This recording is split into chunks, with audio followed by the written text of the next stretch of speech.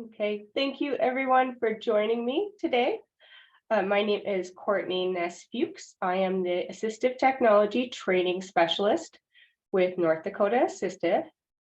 Today, I'm going to be giving a webinar about smart home routines. A copy of today's slides can be accessed through a link that I put in the chat. We will be uploading this recording to YouTube and our website, so you can access it in the future. I see a hand raised. Kelsey, I see your hand raised. I'm going to allow you to talk.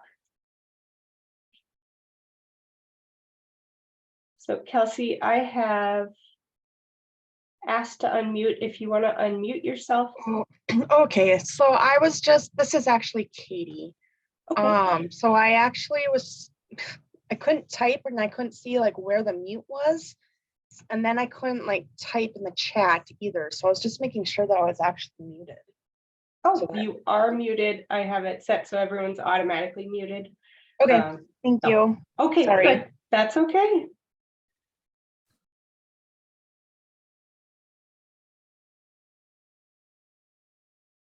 Okay, so if you do have any questions during the webinar, please feel free to type them in the chat.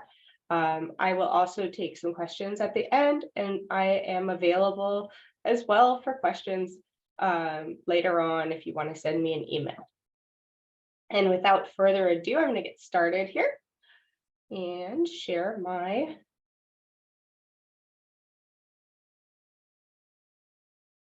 I gotta stop sharing. I forgot to click share my sound.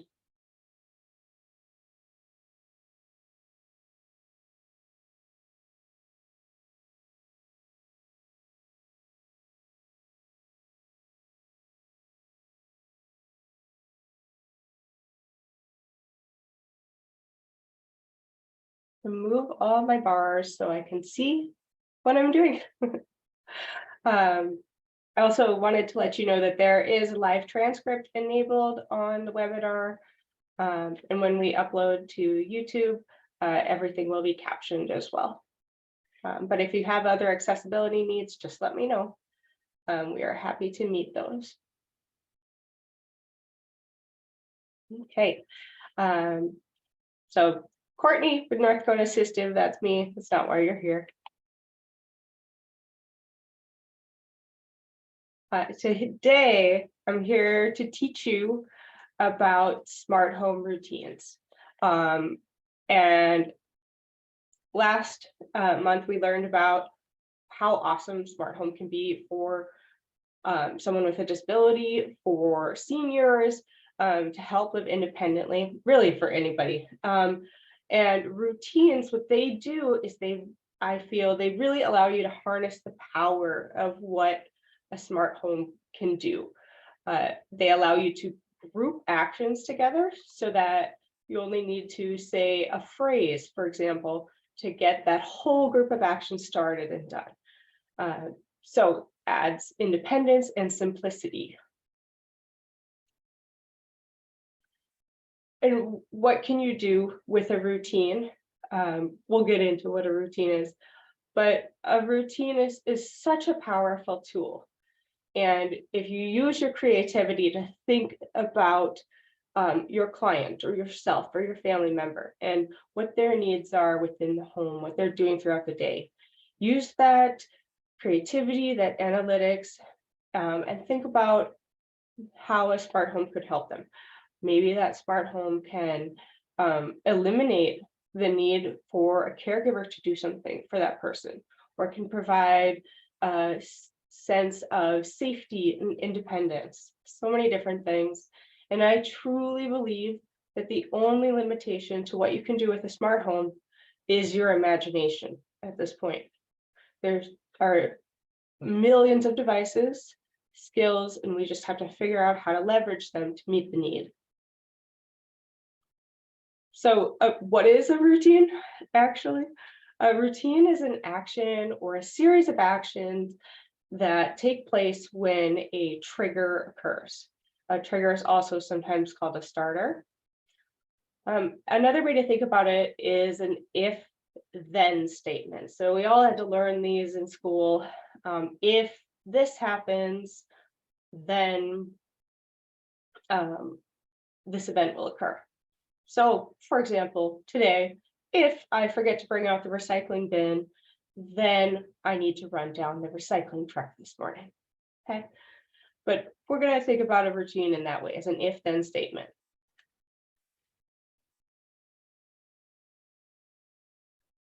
So routines are started by a trigger. A routine will run or it will play when a trigger or a starter starts it. So a trigger is a condition or a set of conditions that need to be met in order for that routine to run. This term is a little different depending on what smart home ecosystem you're using. Alexa uses the phrase trigger and Google Home uses the phrase starter, but they are the same thing. So there are many types of triggers. The basic ones are built into the general apps, and they're very easy to access, very easy to use. We think of them, they're the first thing that kind of comes to mind. So it's a voice command saying like, Alexa, I'm home. Hey Siri, let's dance. And that will start a routine that you've programmed to do a series of actions. Other dancing burns calories. My phone's talking to me. Other types of routine or triggers are time. So you can have a time-based trigger that happens, say, every single day at 7 p.m. It's going to trigger something, or it's on Monday, Wednesday, Friday at 2:30 p.m. in the summer. So you can set it up so it works for you in your schedule. It can also be routine based on sunrise or sunset, and I see a lot of popularity with those sunrise or sunset triggers based on lighting, using those to trigger a lighting routine.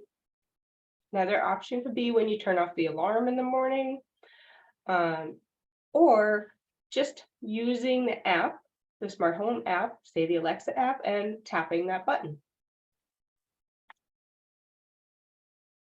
Some more advanced triggers, and I say advanced not to scare anyone.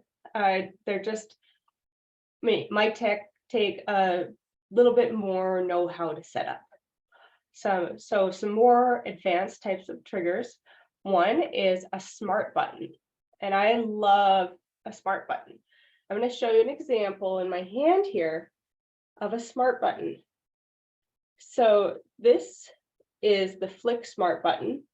It's very small and it has adhesive on the back. It's just a single button. When I press this button, it can trigger a routine. So this is great for someone,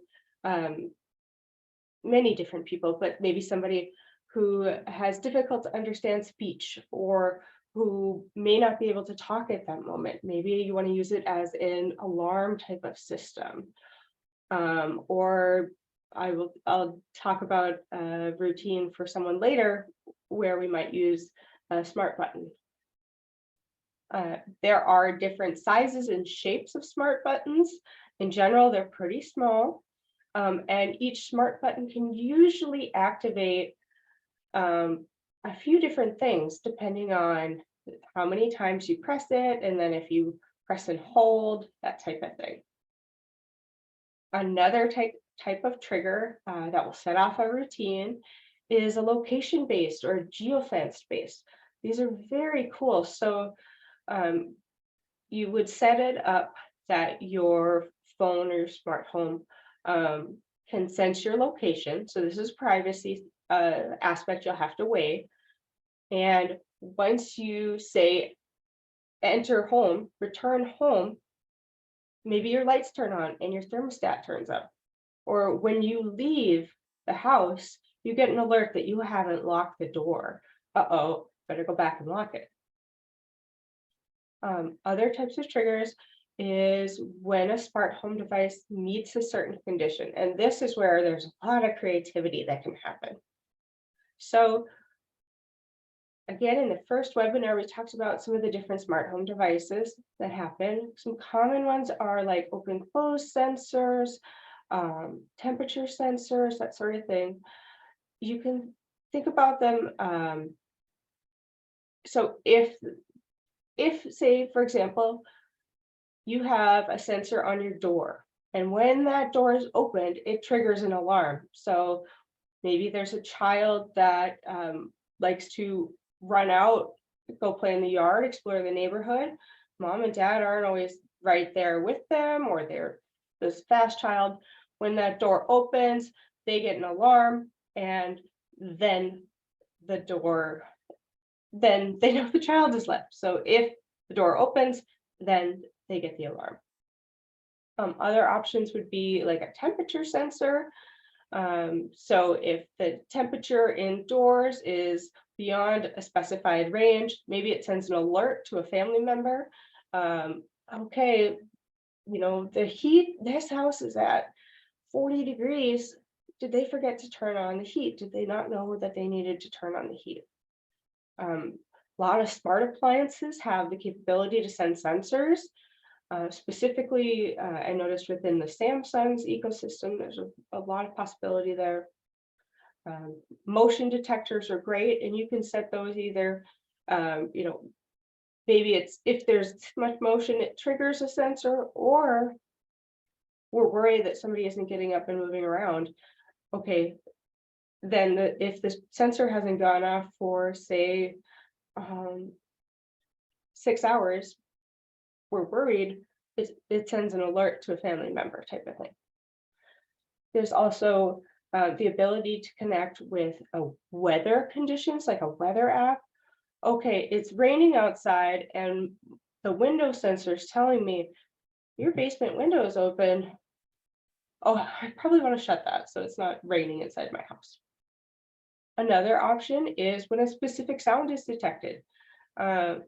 Within Alexa and some of the other apps, I think SmartThings as well, you can have specific sounds that will trigger an alarm, and it could be like a baby crying, a dog barking, glass breaking, that sort of thing.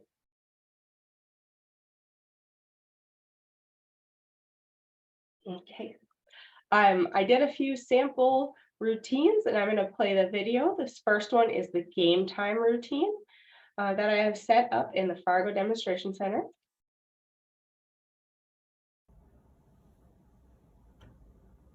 Hey Google, it's game time.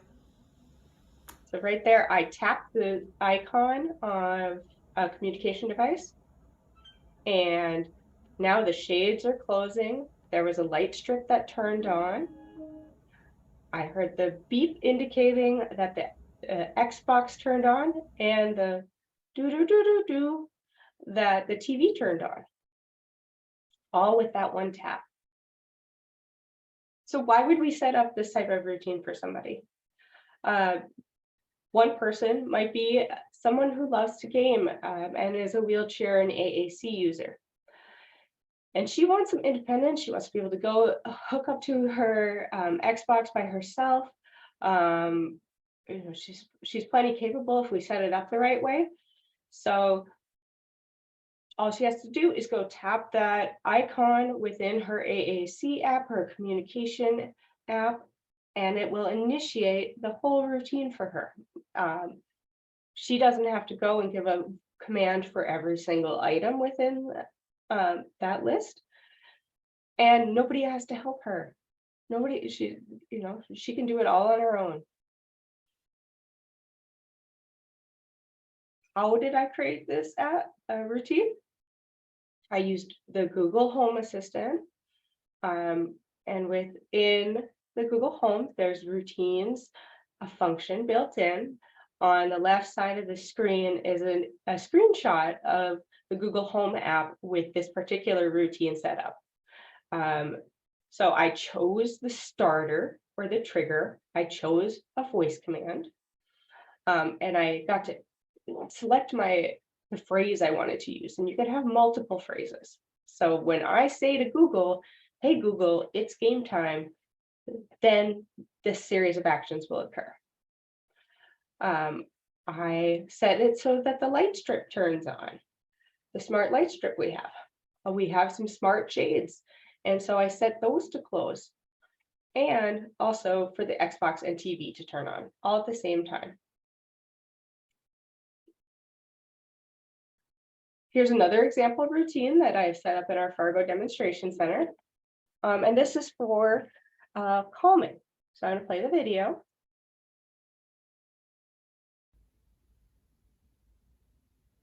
So the video is playing. And this one's pretty quiet. All right, so a light box just turned on with the phrase, okay, Google, help me relax.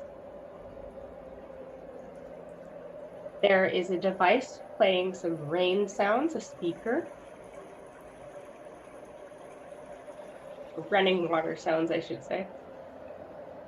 We also have a white noise machine that turned on and a fan that turned on. Additionally, the shades go down. It just takes a little bit of time with that video. How did I set this up? Again, I used Google for this one and used the Google Assistant routine. The starter or the trigger for this particular one is a verbal command, but it can be accessed in different ways, and I'll show you that. We had those smart shades that closed. The white noise and the fan are just kind of, I want to say, basic appliances. They're not smart appliances, but we made them smart by using these very simple smart plugs. So we use the Casa smart plugs, but there's tons of different options. And I believe they're on sale right now.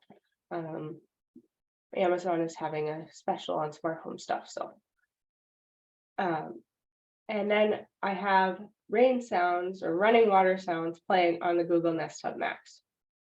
Again, on the left side of the screen is just a screenshot of how I set up this routine within the Google Home app. So why would I set up a routine like this? I set this one up for someone who has a panic disorder, and they go into, the fight, flight, or freeze. They go into freeze and they shut down. So on the right side of the screen, I have an icon of a person that is crouched down, and you can see they're in distress. And so how can we support this person in their needs? Well, let's create a calming, sensory-friendly environment that when they're in that state, they can access in many different ways. They don't have to think through, I need some cool air blowing on me, and I need the lights to turn down, and I need some sounds to kind of balance out. They don't have to think about any of that. They can go in there and say any of the phrases that we program. So for this one, I programmed multiple phrases, including I need to calm down, I need to relax, I'm overwhelmed. If this person were to go into the room and say, hey, Google, I need to relax, it would initiate this whole routine for them. They can also access it by tapping on the icon in their Google Home app or the icon on the screen of their device. And by having multiple modes, it provides better access for them. Another example would be using a smart button. Press that button and it initiates the whole thing.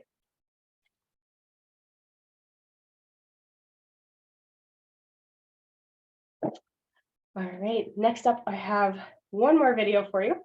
And this is about what to eat.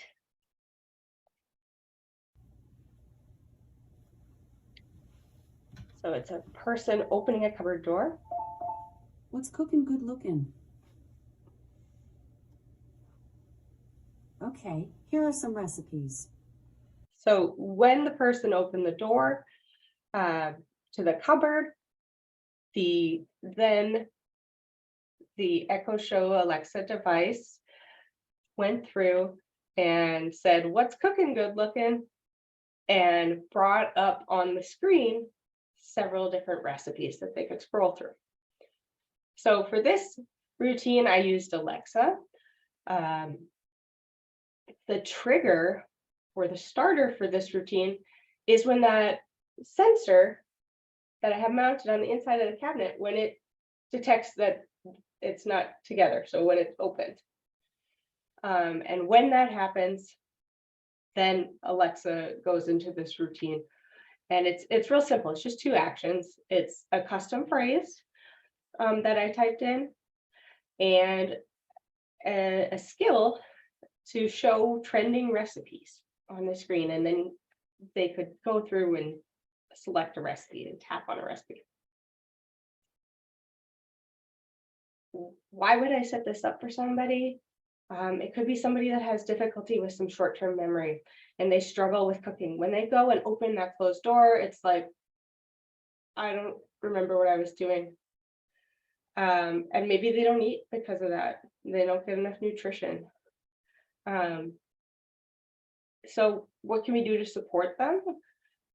Maybe they just need that audio and visual reminder. Oh yeah, I was looking for something to eat. Okay, so how do you make your own routines? I'm just going to give you kind of some basics. And remember that we are here to help. You can email us, you can call us. But my first recommendation is, when you're creating routines, start with a basic routine first, a simple routine that has maybe just 1 or 2 steps to it. So that opening the cabinet door has just 1 or 2 steps. It could be as simple as Alexa, I'm awake, saying the voice command, and then Alexa turns on the lights. Once you've become a little bit more familiar, start creating more complex routines. But start with the basics. You can always add, you can always delete. When you're creating a routine for somebody, it's good to know them, know how they move about their home, know the things that are difficult for them that they do repeatedly every day. And to start with, ask yourself, what's 1 small thing that would make the biggest difference for this person? So is it automatically turning on that hallway light when they get out of bed at night so they don't fall? Maybe that's it. Maybe it's a person that can't go and tap the light switch in the morning or at night. Could we just turn all the lights on at one time? Could they just, tap that routine on their phone and have it run? All the lights are on and they don't have to go around and give a voice command or wait for somebody else to do it. Another option or idea would be giving some relief. So let's say you have somebody that has a home with a basement and they have a sump pump in there, but they aren't able to safely get down to their basement anymore. And they're always so worried that their sump pump has failed and there's standing water in their basement and they won't know. And so they try and go down the stairs and then they fall and get injured. And we all want to avoid that. So maybe we could just add a water sensor underneath their sump pump that would give them an audio alert, or would maybe send a message to their children. Okay, Jimmy's water sensor detected water. You might want to go check the sump pump. Another question to ask yourself is, and I credit this to my boss because we were talking this morning and he said it kind of offhandedly, is asking yourself, how can I create real independence for a person using smart home technology and routines versus, just a basic friendly greeting and music in the morning, but how can I create that independence? What are the activities they're doing every day that they maybe struggle with, or that somebody, a care provider, always has to do for them? Can we automate those? Can we use a smart home device to just do that activity, or that a person could initiate it when they're ready? So how do we give them that independence?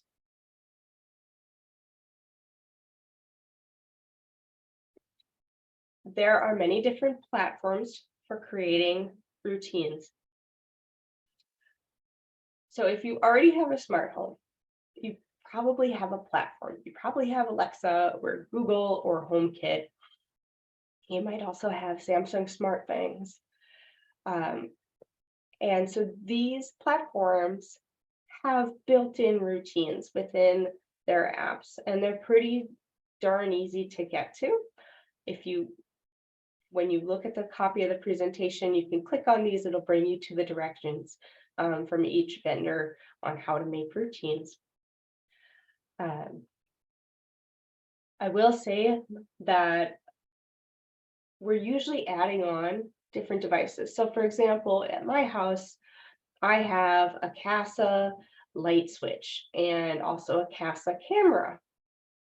And then I have Alexa. And I have linked those devices so they work together. So I can give Alexa voice commands to my light switch so it turns the lights on and off. Within the CASA app, I can create a scene or an automation, and then that syncs with my Alexa app, and I can do everything from Alexa. And most apps nowadays have that capability. So you might have to go into the app of the device itself, especially with lights, it seems. And you can create a scene, or you can create a special automation and then add that to a routine. So this is more advanced stuff. Don't let it overwhelm you. But you can do that and create really cool things. So just kind of think of it that way. A scene is a term that's used a lot, and it can be a little confusing, but a scene is essentially you are setting the scene, you are setting the stage, you're setting the environment. So scenes are usually, changing how the lights are set. Maybe you have 3 smart lights in the house and you want to have them all dimmed for movie time or whatnot. So that's a scene, and think of the temperature, that sort of thing. Okay, and I am talking a lot today.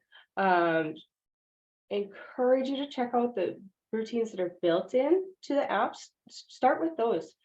I know Alexa adds new routines as the seasons change and people think of interesting ideas.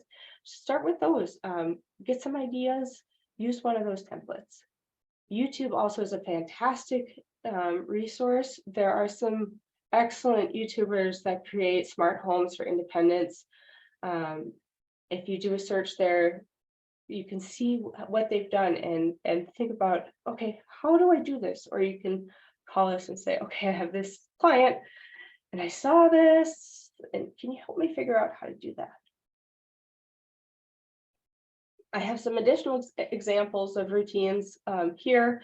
I'm not going to go through them since I'm out of time, but you'll be able to see those slides.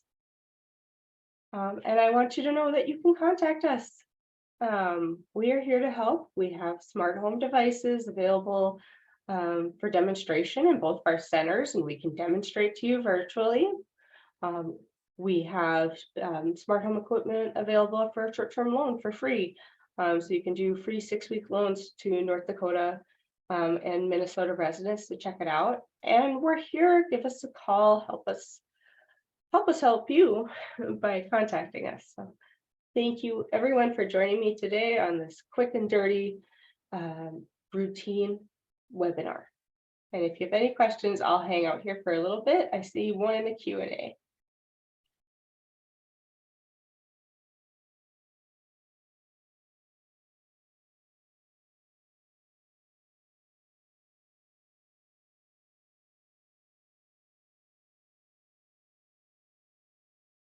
Claire, I see your question in there in the Q&A. And it's a pretty long question, so I might contact you separately to answer this. But Claire is asking, if we have clients that benefit from these services, how do we get them what they need if we are not very techy? You don't have to be. I want you to know that there's tech out there, and that there's a resource you can contact. And so that is us with North Dakota Assistive. We have other resources as well. I've got your email there, and so I will email you, Claire, and we can answer some more of those questions. But if you're not very techy, don't worry. What I'm really trying to do is build awareness that these things exist and that they're life-changing. So, but great question, Claire.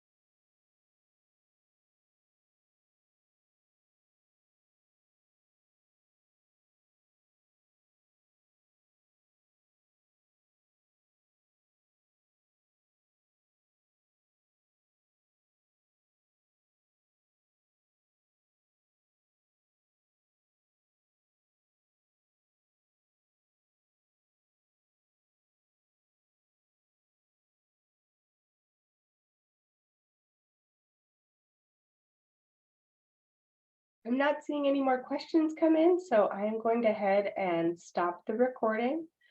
But please feel free to contact me if you have additional questions.